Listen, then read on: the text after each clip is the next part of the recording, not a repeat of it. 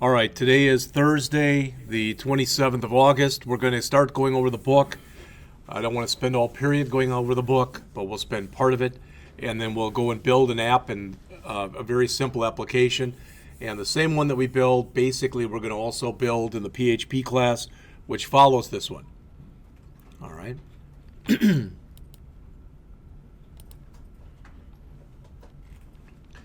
Now, this book supposes that everything that you do, you're going to be doing on Visual Studio Express 2013. You may or may not be aware of this, but Microsoft now provides a free copy of Visual Studio, and that's what Visual Studio Express is. Literally anyone. I think they make you sign up for an account. The account's free. I've never been spammed by them.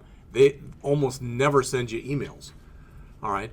But the thing with the Visual Studio Express, there's some of the database stuff is not operational in it, and some of the report rating stuff is not operational in it. There's a couple other things, but it is free. So they'll talk about creating your first web page, how the web page is processed by the server and sent to the browser, and a little bit about customizing the environment. All right.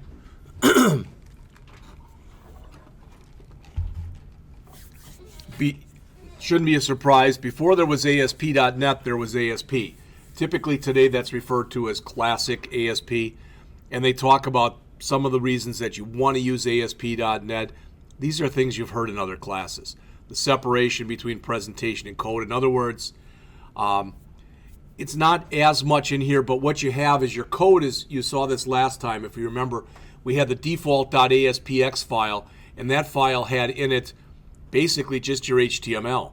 Then you had a CSS file, and then you had your default.aspx.cs, and that had your code in it. All right. And this, yeah, visualstudio.net. Okay. All right. It says you have your choice between a number of object-oriented programming languages for which we are using C#. You can access the entire .frame network. Yeah. And a lot of people still use the classic ASP, but Microsoft's doing what they can to push everybody over to ASP.NET. So you do want to get Visual Studio for free. It's shown here on page 3 in the book. I'm not going to go over any of that stuff. So they have you download it and then try it just to make sure that it works. Now, what they go through on here, I do want to spend just a second or two on. So we did go over this. I had you do this last time. Remember, when you start up, in here it's going to be, we're going to choose File, New Website. For at least most of the stuff that we do in here, that's what we're going to choose. All right? And that's what creates your ASPX files. All right. I don't think there's anything here you haven't seen already, but this is the one right here. I showed you both of these last time. We first went and chose ASP.NET Web Forms site, gave it a name, created it, and that's the one that came up, and it had the bootstrap looking home page with the jumbotron on it, and a very simple about page and a very simple contact page. What we're going to do a little later today, and I think we did this secondly last class, is we're going to come in and just start building an empty website. Again, when you build an empty website, the only thing that you get underneath your project folder is just a web.config file, which is almost barren itself. Hopefully everybody remembers this from last semester. You want to keep choosing file system here, and you want to make sure that over here, where I've got the mouse kind of jumping back and forth, that you have that set to your virtual desktop, all right, the desktop on your virtual desktop. We went over these a little bit last time. I talked to you about what most of the files that were in here were. So again, that's not new.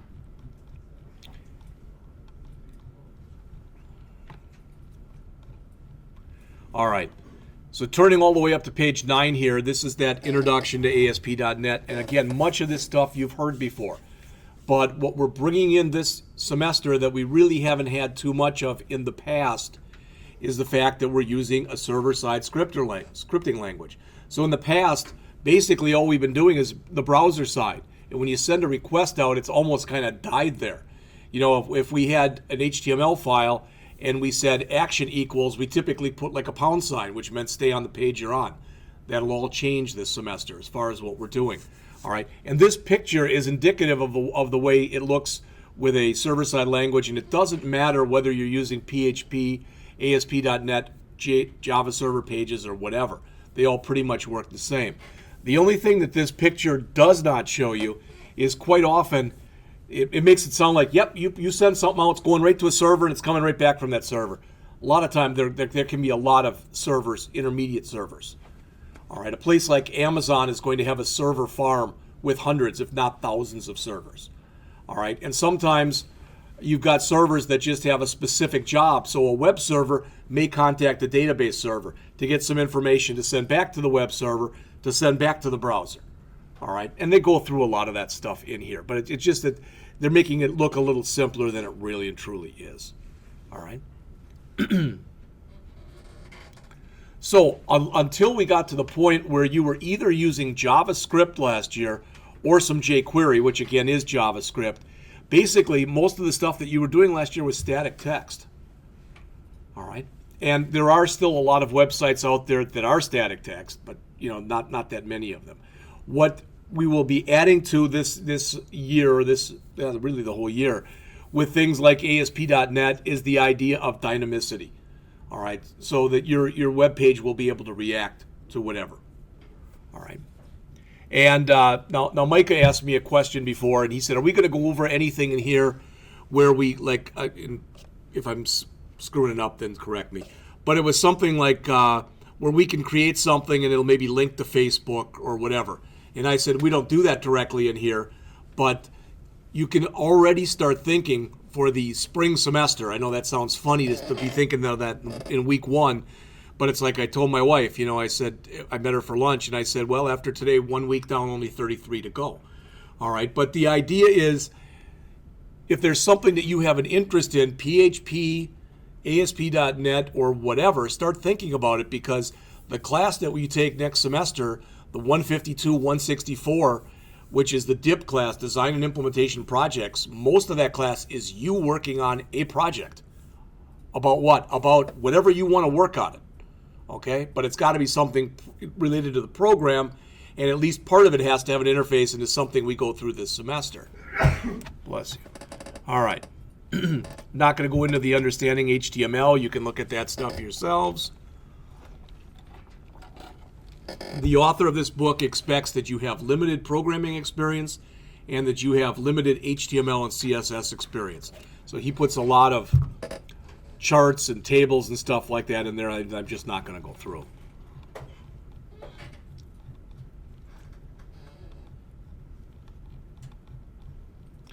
All right. So a first look at ASP.NET markup. Look at that line right there. It's not that this is that important, but it's something that you are going to have to understand. So if I do this, so just imagine for a second that I'm actually in ASP.NET. I'm purposely not, but just imagine that I'm in it, and I put in this. Oh, that's way too big. All right, so I put in something like this. Well,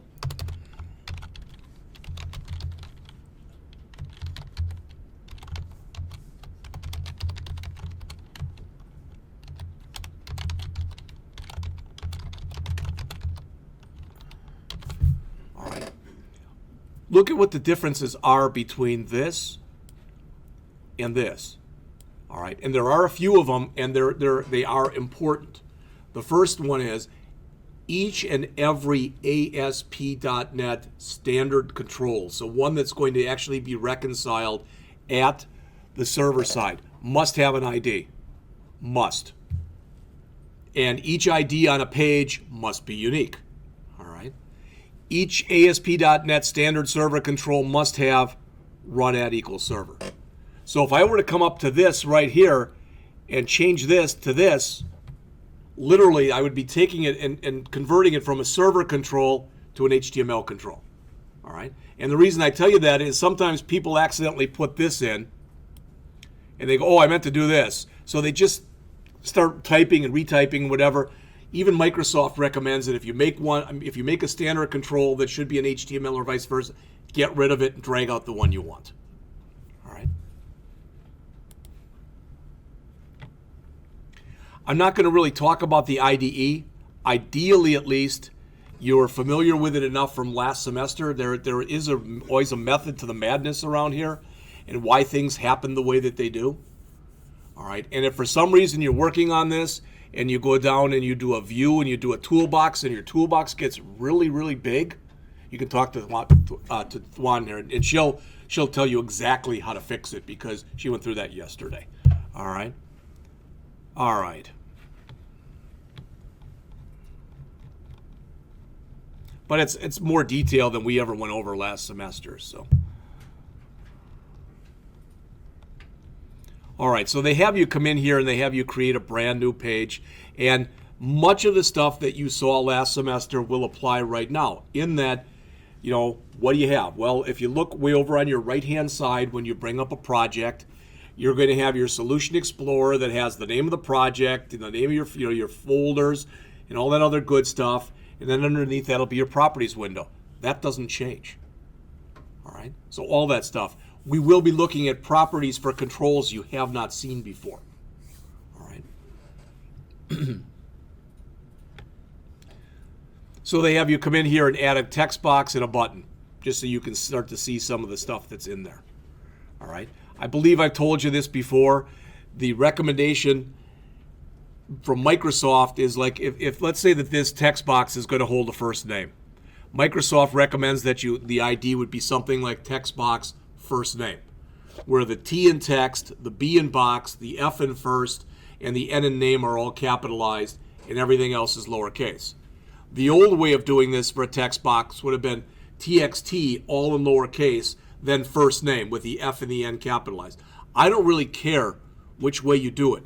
What I ask that you do is when you start writing code, whether it's just for ASPX files or ASPX.cs files, be consistent as always in the way you do things. All right. All right. You ever run a program last semester and you see a box that looks like this on the bottom of your page? That is your error list. All right. And hopefully you know this already. It shows errors and it shows warnings. It does give you the lines, but if for some reason you don't have line numbers turned on or whatever, you can always double click on the error in question. It'll bring you right up to there. And sometimes, again, I always tell the story about years ago that I had a student and the student was having problems, and I said, "What's going on?" And he said, "I've been looking at this line for a half an hour. It says it's a line that this is the line that's an error." And I said, "What about it?" He said, "It's blank." Well, that's not on that line then. All right, what that usually says is it's no lower than that line. All right. Again, you can customize the IDE if you want to. You can move stuff around. Virtually everything that's on there is dockable, which means if you'd rather have your Solution Explorer on the left and your toolbox on the right, you can do that. And there's even ways if you do it and you don't like it. So there's the docking. There's a way to reset all of it. All right. And the way I look at it is if most of you, wherever you're sitting, if you plan on sitting there all semester and most of you haven't moved, or at least haven't moved too much, it's yours to use and do whatever you want to. Besides that, it's your virtual desktop. So anything you change is going to be changed till you change it back or else forever. All right. When you start to come in and you create your ASPX page, there's not going to be a lot on it. We've talked a little bit about some of that stuff that was in that ASPX, the language directive, but once you get into the body, that's about all you're going to have. All right, and I mean a little bit more, of course, the ending form tag, but you'll have a form tag and a div. All right, really not too much more in it.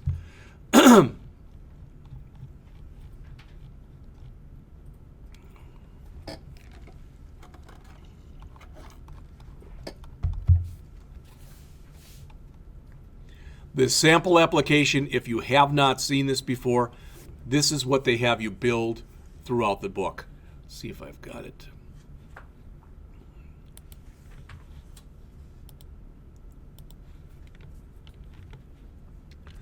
Oh, now that I look, I think I've got it on another drive. That's fine. But what he has you build, it looks like this. All right, not real much, but it's basically it's a site where you can review records. And when I say records, like albums type of things. And if you look, you see it here and you see it here, and hopefully you notice how different it looks. All right. Why? Because he uses what are called two different themes. And a theme is basically the CSS files and what are called the skin files and a few other types of files that you put on there to make a site look a certain way. All right. The book that I used to use in here was a Muroc book, and what they built in there was they built an application for a place, that mythical company called the Halloween Superstore. And what they had on one page, it came up and it was all orange and black, the typical kind of colors you'd associate with Halloween. And then when you looked at it again, once you changed the theme, it was all white spider webs. So it looked totally different. And there may be a reason that you want to have multiple themes. You can even set it up so that you have an almost limitless number of themes, and you provide a drop-down box to the person running the program, and you ask them what kind of theme they want. They choose it, and boom, the whole thing gets reconfigured for you. All right, we'll look at some of that stuff as we go on in here. All right, probably not really anything in there you didn't already know, or very little. So I want to go over Chapter 2, and after we get done with Chapter 2, then we're going to get on and start writing some stuff. All right, so Chapter 2, as it mentioned, talks about the different projects types that you have, the different project templates, what's available as far as the files that are in there. Again, it says ways to create structured websites that are easy to manage now and in the future. What this author is really into, as much as possible, is not having everything right under the main parts. So creating a styles file and putting your CSS files in there, that kind of thing. So you'll see that throughout the book.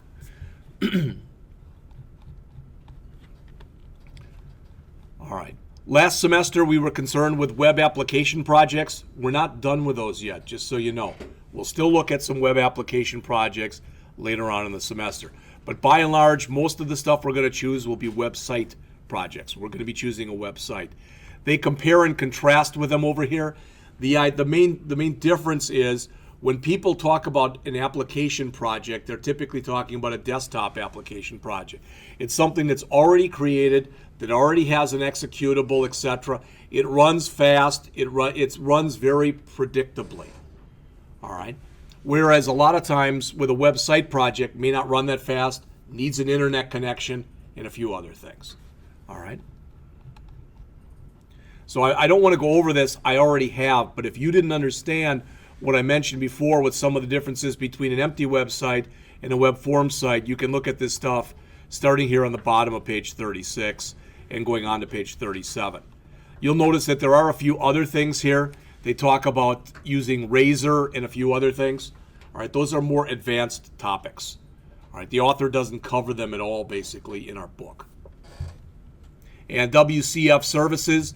WCF is Windows Communication Foundation. You actually can go out and create yourself an application. This is as an example, where your code would go out and call other code that's available to you out on the internet to do something. All right, it's not calling a web page. It's actually other services that are provided by people. I may have told you about this, that several years ago I took a week-long boot camp for for Visual Basic and Visual Studio, and we built a WCF web service. And what it was very simply, we had a form that we made, and the form basically was kind of split in two, and there were two big long text boxes, all right, one on each side and a button underneath them. And the idea was that you could type anything you wanted in the first text box, hit a button, and what appeared on the other side was what you just typed in Spanish. All right, and the way that happened was we didn't write any code to do that. We went out and called an existing Windows Communication Foundation web service that provided that. All right, and it went the other way too, that you could go and you could type something in Spanish, click the button, and convert it to English on the other end. All right. Now, one thing to be leery of when doing that, sometimes at least the Spanish to English looked like broken English or vice versa. So it wasn't perfect, but it was a really good start. But just so you know, that's what a Windows Communication Foundation involves. All right.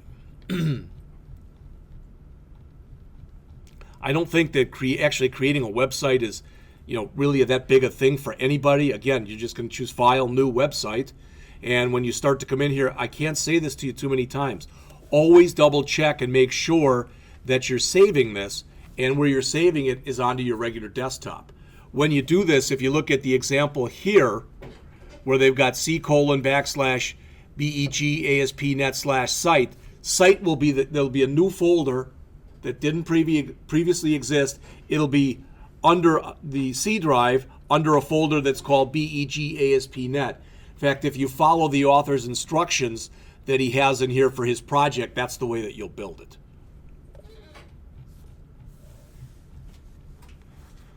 All right. We're opening an existing website. This is a little different, just so you know, if you haven't figured this out already. This is a little different than the way we did it last semester.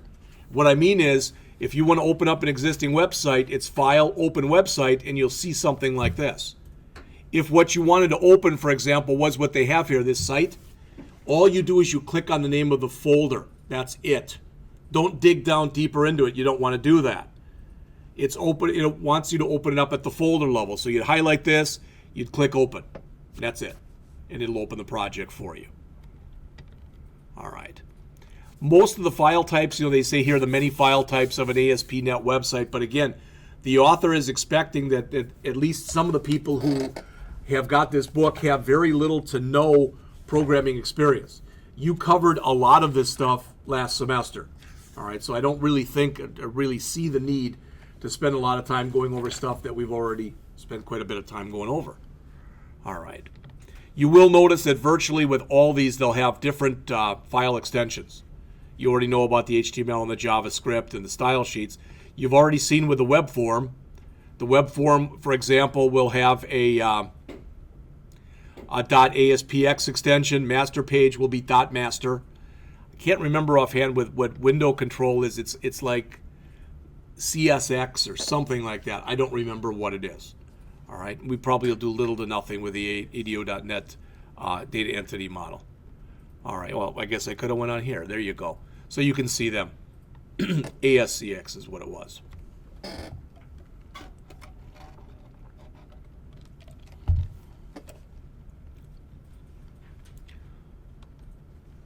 And again, as you start to go in here, so if I come in right now and I do a File, New, Website, as I already mentioned to you, when I start to come in and do that, I want to make sure it says File System over here.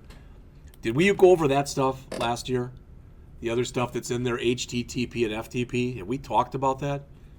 If you were literally going to be publishing this out to the web, and this isn't how you directly do it, but you'd be putting that in there. All right? And if you were going to be using FTP, where you were going to take your files and literally upload them to a web server, then you choose FTP. But for virtually everything that we do in here, until we get to around the end of the semester, you're just going to be choosing the default, which is File System. And what File System does here is it has a stripped down version of IIS. There used to be an actual different web server that they put on here under System that was called Cassini. They changed that back in a couple versions ago. So now it's literally running IIS. All right. I know Microsoft running one of their own products. What a concept. So if I come in here and just type in test, all right, if I type in empty like this, you've already seen this before. It builds fairly quickly because there's nothing to put in there. Again, this is your test folder and this is your project folder. And as I mentioned to you in the last class, you can have multiple projects under the same, really this is your solution folder. You can have multiple projects under the same solution. So if I tell you to add a new file, always right mouse click on the name of the project, not on the name of the solution. All right? So if I right mouse click here and I go to add, you've seen this before, and I go to new item, it brings up that thing that we've talked about before. Almost always on here, I'm going to choose web form. So it's something.aspx. Click add, boom. We've done this before. All right? So you can see how stripped down this is. Again, there's hardly anything in here at all. And that's just the way that it is set up. You'll notice that if you look, a lot of times I do this just because I like to have a lot of white space, etc. in here. I mentioned this to you last time, but I'm saying it again. If you look up on the screen here, if I decide I want a button, I can either drag and just put it in, boom, or I can go into design mode, to source mode, and I can do the same thing. I can drag and I can put it in, okay? Or if for some reason I really want to, I can say ASP : and it shows me all of the different types of tools that I have available to me. I don't know why you'd want to put it in that way, but you can if you want to. All right.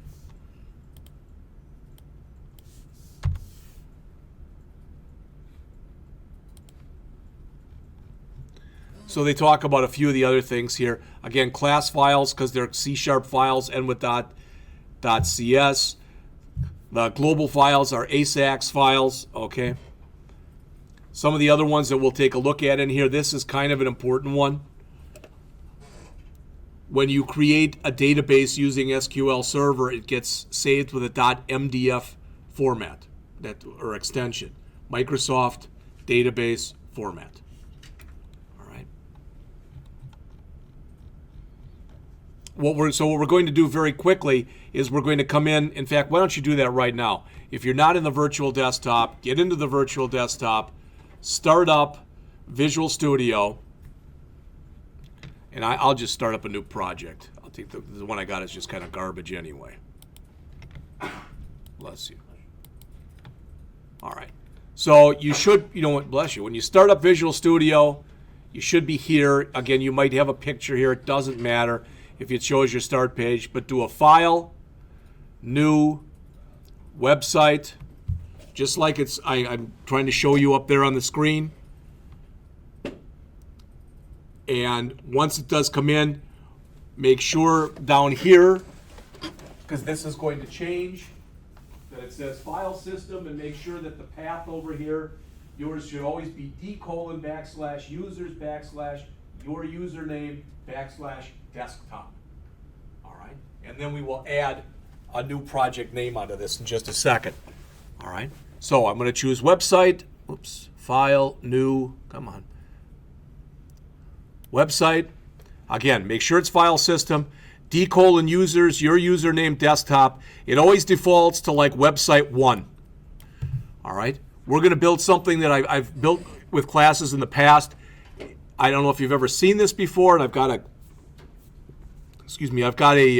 some comments out there that we'll look at in just a minute. But we're going to build an application. It's very simple. It's going to have about 3 labels and 3 text boxes on it and a button or 2. All right. And it's a future value application. You may or may not have heard of that, but we'll put in there something along the lines of, we'll say, okay, how much money do you want to invest? So you say $1,000. All right. Then they'll say, how long do you want to invest it? You say 10 years. All right. And what's the interest rate that you currently have? We'll lie a little because 2% is just way too depressing. So you'll say something like 6%. And then you click the button, and then what it'll say is, if you have $1,000 over 10 years at 6%, how much your money will grow during that time. Does that make sense? All right, so that's what we're going to build. So I'm going to literally call it future value, and you can do the same. Make sure when you name things, we've talked about this before, no blank spaces. All right, you're best off to not using any funky characters, any weird characters. All right. So I've got future value. Make sure that empty is the one that's chosen in here. All right. And click OK. It says I already have one. Do I want future value 1? Sure, that's fine. You probably won't get that because you probably don't have one already in there that's called future value. All right. The system's just trying to protect you too. All right. Okay. So the first thing that we want to do, you don't have to do this, but I want you to see it, and that is I'm going to open up the web.config file just to show you that literally there's almost nothing in it. All right, this is a comment for more information on how to configure your ASP.NET, and that is an actual active link. All right. So this is XML. Don't want to bore you. XML was designed to take the place of HTML. Never really happened. That's why we have HTML5 now. What's in gray there is the XML prologue. It says version equal 1.0, which is kind of funny because if you don't know this, there's only been one version ever of XML, and that's version 1.0. All right. The biggest difference between XML and HTML is in XML you make your own tags. There is not an HTML tag that's called configuration. There's not one called system.web, etc. All right. So these are your configuration options, and all it says here is, by default, the debug flag is turned on. And that's nice that they defaulted it. The default on there used to be false. I don't know if you ever remember this, running applications last semester where it would ask whether or not you wanted to turn on debugging. If that's true, it'll never ask you that. It just automatically, debugging is on. If I wanted to be asked every time, I could change it back manually to false if I wanted to. All right. This is the framework that we're using. It's not the latest and the greatest. All right. It's pretty close. I think that, I don't know if 5 has been up there yet or not, but 4.5.1 or 4.5.2 was the latest. All right. So I'm going to close that because I don't need to have it open. It says I did something. Oh, yeah. So I put that comment over 2 lines. So I'm going to close it, and I want to add a blank form. So I'm going to right mouse click, again, looking up here, anywhere right here where you've got the name of your project, not the name of your solution, but the name of your project. Right mouse click on there, choose add, and go to new item. All right. Again, if you're having trouble with it or whatever, I don't think you are, but it's up on the screen also. So we're going to add a new item, and we're going to make sure we choose web form. You'll notice that by default, it's called default.aspx. Default.aspx is ASPX's version of like index.html that we have for a website. You know how it always defaults? And if you don't know this, most of the time if you go out to a website and you don't put an exact file name in there, it first looks for index.html. Then it looks for index.htm. You may or may not have known that. Why would it look for HTML, then an .html, then a .htm? Anybody?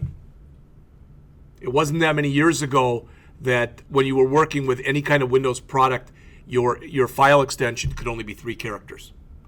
So there are literally thousands, if not millions, of HTML files out there that end with .htm. All right.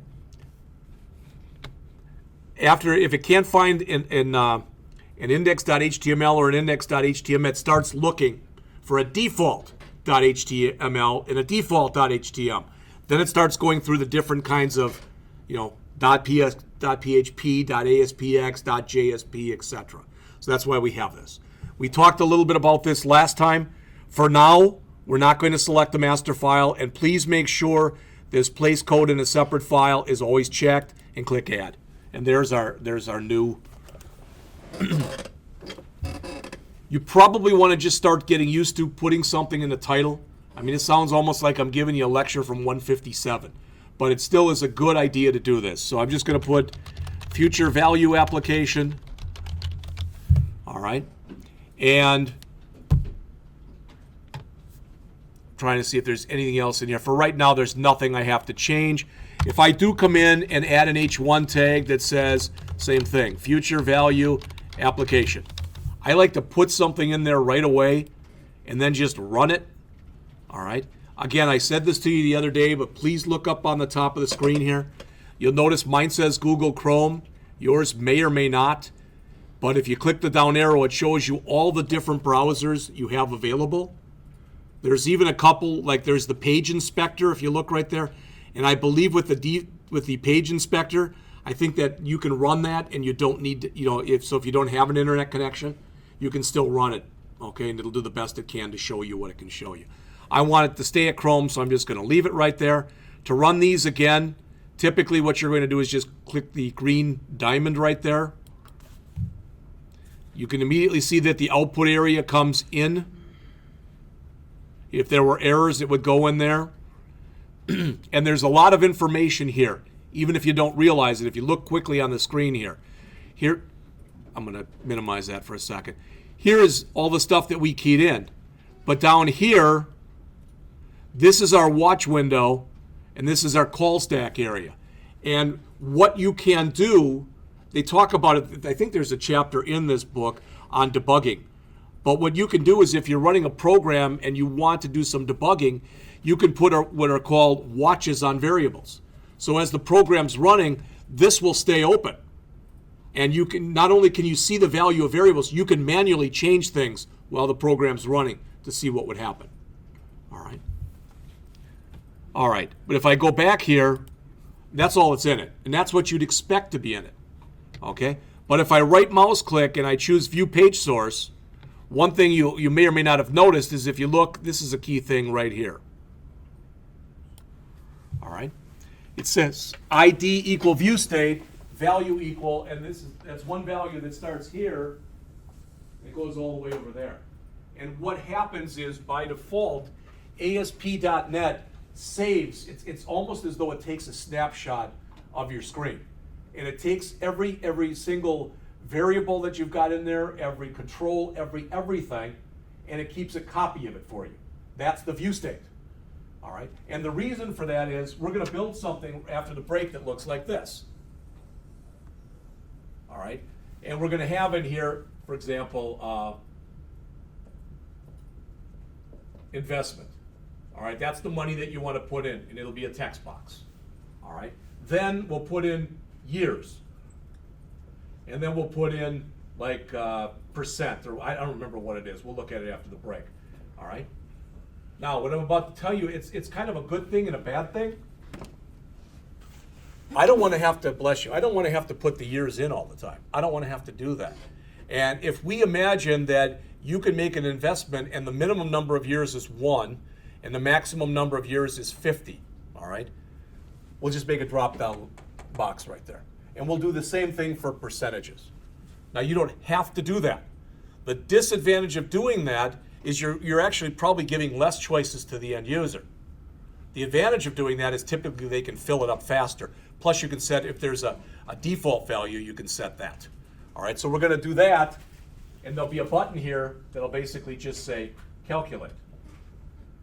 But I made the decision that when we start building this, we're gonna do more than that. All right, and what I mean is this.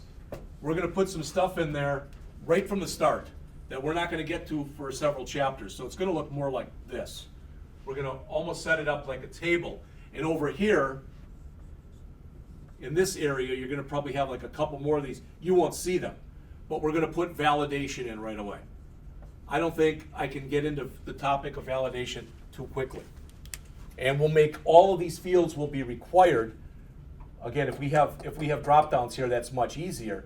But we can check and make sure, for example, that field is required, so there's got to be something in it. It has to be numeric, it has to be positive, and maybe there's a maximum amount you can invest. So we'll start looking at all that stuff.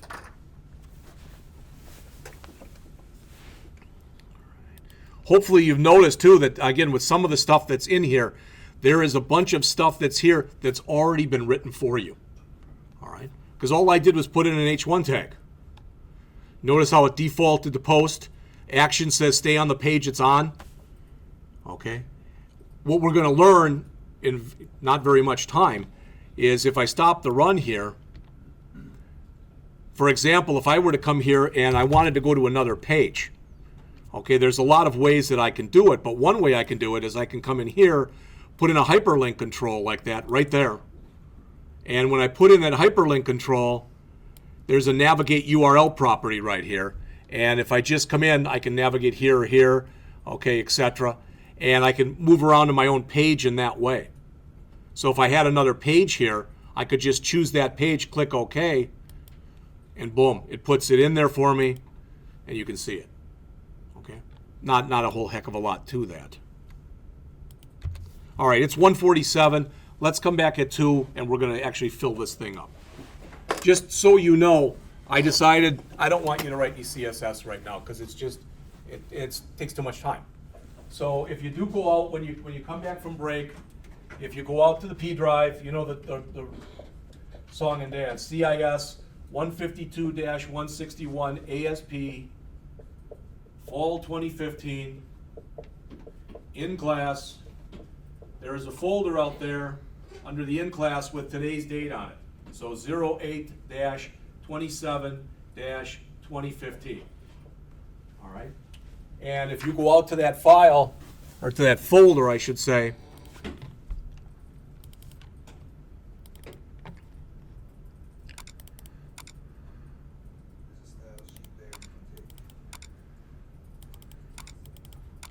there's a style sheet, and there's some comments there about how you actually use the future value. All right. So let's take a break. That's close enough. Let's make it 5 after 2, so I have plenty of time to produce this one. All right. So let's come back at 2:05, please.